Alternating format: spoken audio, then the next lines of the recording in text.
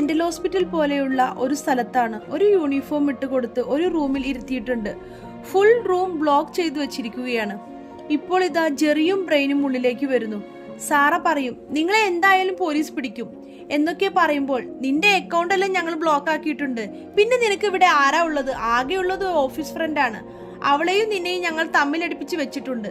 പിന്നെ നിന്റെ കാര്യം ചോദിക്കാൻ ആര് വരുന്നു എന്ന് പറഞ്ഞ് അവർ ഒരു വോയിസ് കേൾപ്പിക്കുന്നുണ്ട്. ഇവരുടെ ഓഫീസിലെ മാനേജറിനെ പറ്റി സാറയും ലിസയും മോശപ്പെട്ട് സംസാരിക്കുന്നുണ്ട്.